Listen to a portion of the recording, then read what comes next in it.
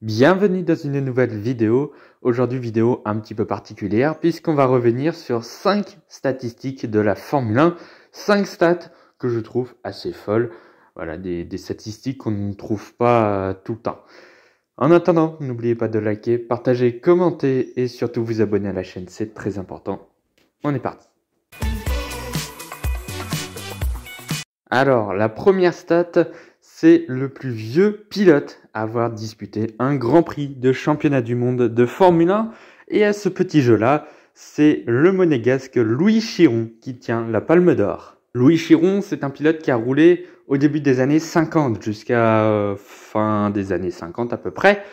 Lui, il a disputé son tout dernier Grand Prix en Formule 1 du coup au Grand Prix de Monaco 1955 à domicile à 55 ans et 292 jours, quasiment 56 ans. Autant dire que ce record, il est imbattable. Il y a des records qu'on pense imbattables, mais celui-là, franchement, même Fernando Alonso ne peut pas le battre. Je pense pas qu'il restera jusqu'à 56 ans. Bref, un record que Louis Chiron va avoir pendant des grosses années. Bon, après, c'était un petit peu la tradition, entre guillemets, dans les années 50. Les pilotes franchissaient assez largement la barre des 40 ans, 45 ans, 50 ans. C'était monnaie courante à peu près dans les années 50 en Formule 1. Mais Louis Chiron avait réussi tout de même à terminer 6e de ce Grand Prix. Un Grand Prix qui avait été remporté par un Français d'ailleurs, c'était Maurice Trintignant sur Ferrari. Et Louis Chiron avait terminé à 5 tours tout de même du Français. Ça fait assez loin. Après, il n'y avait que 9 pilotes qui avaient terminé la course. Le dernier classé, c'était Stirling Moss. Il était à 19 tours. Donc, vous voyez un petit peu les écarts. Mais on n'en a pas terminé avec Louis Chiron, puisque 3 ans après, pour le Grand Prix de Monaco 1958 cette fois-ci, il avait essayé de prendre le départ, mais il ne s'était pas qualifié. À ce moment-là, il avait 58 ans au moment de ce Grand Prix. Vous voyez, c'est juste dingue. Deuxième statistique, ce sont les pilotes qui ont mis le moins de temps avant de remporter leur première course en Formule 1. Et à ce petit jeu-là, ils sont 3 à avoir remporté leur premier Grand Prix en Formule 1 dès leur premier Grand Prix en carrière. Bon, alors il y en a réellement un seul. Les deux autres ont un peu triché, hein. Alors le premier, c'est l'Italien Giuseppe Farina. Forcément, il a remporté le premier Grand Prix de l'histoire de la Formule 1 en Grande-Bretagne 1950. Donc forcément, c'était son premier Grand Prix en championnat du monde de Formule 1. Donc forcément, il fallait un premier vainqueur. Donc forcément, il rentre dans la stat. Mais bon, il a triché un petit peu quand même. Bon, il fallait la gagner la course, mais quand même. Bon, en deuxième place, il y a également l'Américain Johnny Parsons. Alors, il faut savoir qu'à l'époque, les 500 miles d'Indianapolis, qui comptent aujourd'hui pour le championnat d'IndyCar, eh bien comptaient pour le championnat de Formule 1 entre 1950 et 1960. Bah forcément, à l'époque, les pilotes de Formule 1, les vrais pilotes de Formule 1 qui roulaient en Europe, ils ne participaient pas aux 500 miles d'Indianapolis.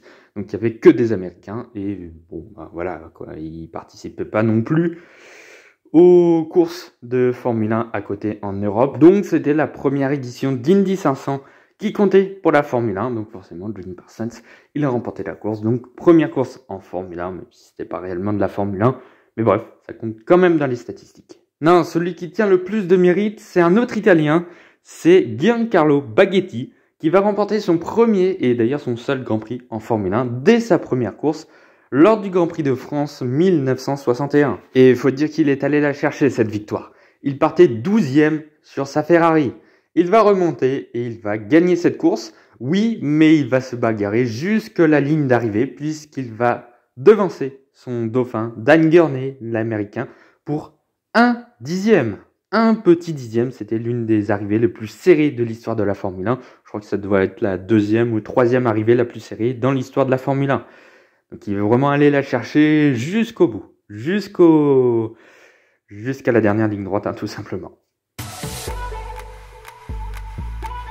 Troisième statistique, ce sont les pilotes qui ont disputé le plus grand nombre de grands prix sans jamais monter sur le podium.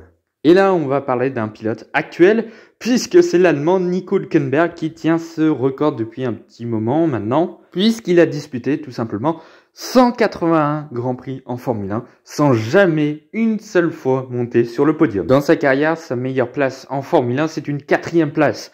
Je crois que c'était à 2 reprises. Il y avait une 4e place avec Sauber en 2013 et il y avait une 4e place avec Force India lors du Grand Prix de Belgique 2016. À quelques tours du but, il était 3e, hein, mais il s'est fait dépasser par Lewis Hamilton dans les derniers tours. C'est bête. Bon voilà, il y a eu plusieurs opportunités de podium pour Nico Hülkenberg, mais jamais ça ne s'est concrétisé malheureusement. Et pourtant, il en a fait des saisons 2010, 2012, 2013, 2014, 2015, 2016, 2017, 2018, 2019, et puis quelques courses en 2020 et 2022. Bon, cette année, je pense qu'il va plus accentuer son triste record, plus que tout simplement disparaître de ce tableau. Avec la Haas, il y a quand même peu de chances qu'il aille taper un podium. Ou alors, ce serait vraiment exceptionnel, et là, sa cote, elle monterait en flèche. En attendant, il est toujours recordman de ce triste record. Et ça fait un petit paquet d'années maintenant, puisque le deuxième, c'était Adrien Sutil. Lui, il est à 128 courses. Donc, il est tout simplement à 53 courses d'Hülkenberg. Donc, ça fait à peu près 2 saisons et demie. Une 4e statistique et un 4e record que bien grand nombre de pilotes se seraient contentés d'avoir, c'est le plus grand nombre de courses disputées avant de marquer son premier point en Formule 1. Et là, il faut remonter dans les années 90, puisque c'est l'Italien Nicola Larini qui tient ce record. Faut dire aussi que Nicola Larini, il n'a jamais eu vraiment une voiture performante, sauf pendant 2 courses. J'y reviendrai tout à l'heure. Il a débuté sa carrière chez Coloni, une toute petite écurie italienne. Puis ensuite, il est passé du côté de chez Osella, qui est aussi une toute petite équipe italienne qui n'a malheureusement pas fait grand chose en Formule 1. Puis ensuite, en 1990, il était chez Ligier, qui était un petit peu en perte de vitesse, mais tout de même. Ensuite, il sera passé du côté de chez Lamborghini en 1991, où il a pris part seulement à quelques courses, malheureusement, alors qu'il devait faire toute la saison. Il y a pas mal de courses où il ne s'est pas qualifié. En 1992, il va tout de même être chez Ferrari pour 2 courses, mais il ne marquera pas non plus de points. Il faudra attendre 1994 pour que Nicola Larini marque enfin ses premiers points en Formule 1. C'est lors du triste Grand Prix de Saint-Marin 1994 que Nicola Larini va marquer enfin ses premiers points en Formule 1. Il va faire même mieux puisqu'il va terminer 2e de la course derrière Michael Schumacher. Donc premier podium également, et d'ailleurs le seul podium de sa carrière en Formule 1, mais tout de même une grosse course de sa part. Après, en 1994, il n'était pas titulaire chez Ferrari, il remplaçait seulement Jean Alesi qui s'était blessé quelques temps avant, et d'ailleurs il marquera à nouveau un point 3 ans après, en 1997, chez Sauber, lors du tout premier Grand Prix de la saison. Et enfin, la 5e statistique, qui là, je pense, est la plus folle de toutes les 5 que je vous ai présentées aujourd'hui, c'est le plus grand nombre de tours menés consécutivement. Et ce record, il a été établi en 1952 par Alberto Ascari, qui a mené un total complètement dingue de 304 tours de suite menés. Et je vais vous dire combien ça fait de Grands Prix. Vous allez être sacrément étonné. 304 tours menés d'affilée, ça représente 5 Grands Prix entièrement menés de bout en bout. C'est complètement fou. Je ne sais pas si vous voyez ce que ça représente, mais moi je trouve ça complètement fou. Du Grand Prix de Belgique 1952 au Grand Prix des Pays-Bas 1952, soit 5 Grands Prix d'affilée où il a mené de bout en bout, ou presque, puisqu'il n'avait pas mené le premier tour du Grand Prix de Belgique. C'est à partir du 2e tour de ce Grand Prix que la statistique a commencé à grossir, jusqu'au tout dernier tour du Grand Prix des Pays-Bas. Donc ça fait quasiment 5 Grands Prix menés de bout en bout. En tout cas 4 de suite, où il a mené tous les tours, absolument tous, plus tous les tours du Grand Prix de Belgique, sauf un. Et puis la statistique va s'arrêter le Grand Prix suivant, où il ne prendra pas la tête du Grand Prix lors du premier tour. Mais bon, un autre pilote, c'était Gonzalez, qui avait mené 37 tours du Grand Prix suivant, et Ascari avait pris la suite et remporté la course derrière. Donc voilà, c'était juste Gonzalez qui a cassé ce record, qui aurait pu être beaucoup plus lourd, on aurait pu atteindre les 400 tours facilement. Donc voilà, on ne se rend pas compte de ce qu'a fait Alberto Ascari dans les années 50, mais je peux vous dire que pendant 2 ans, lors de ces 2 titres mondiaux, en 1952 et en 1953, il a fait mal à la concurrence. Et quand vous regardez les pourcentages de victoires, de podiums, de points, de je ne sais plus quoi d'autre, vous allez être sacrément surpris. On retrouve Alberto Ascari assez souvent dans le top 3. Voilà donc pour cette vidéo assez particulière.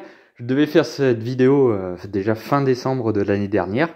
Moi, j'avais pas pu le faire, j'avais pas eu le temps. Du coup, je me suis dit, bon, bah, pourquoi pas le faire maintenant. Dites-moi si ça vous plaît, ce format de vidéo. C'est un tout nouveau format de vidéo, j'aime bien. Voilà, j'espère que vous aimez également apprendre un petit peu des statistiques assez cocasse. Bon, en attendant, n'oubliez pas de liker, partager, commenter et surtout vous abonner à la chaîne, c'est très important. Nous, on se retrouve pour de nouvelles vidéos. Je crois que la prochaine, c'est pour la révélation de la livrée de la Yamaha MotoGP 2023. Donc ça y est, on va démarrer maintenant les vidéos livrées, les vidéos donc avec toutes les livrées MotoGP. Et ensuite, on va enchaîner très certainement avec la Formule 1. Donc là, il va y avoir un peu moins de vidéos comme je le fais aujourd'hui. Ça va plus être des vidéos révélations de livrées. On va parler un petit peu des saisons des écuries MotoGP et Formule 1, donc ça va être assez sympa. Ça va me prendre un bon paquet de temps là, de mi-janvier jusqu'à début mars. On va faire quasiment que ça. Je calerai quelques vidéos de temps en temps, hein. Je verrai un petit peu selon le calendrier des livrées. Tout dépendra des équipes. J'ai déjà vu qu'en Formule 1, McLaren et Aston Martin dévoilaient leur livrée le même jour et Ferrari le lendemain. Alors là, je suis très mal. Je vais un petit peu comment j'organiserai tout ça. Enfin bon, du coup, il y aura un petit peu moins de vidéos normales comme je fais depuis le début. Là, on va passer aux vidéos des livrées de la saison 2023. On se retrouve donc très bientôt pour de nouvelles vidéos. Salut!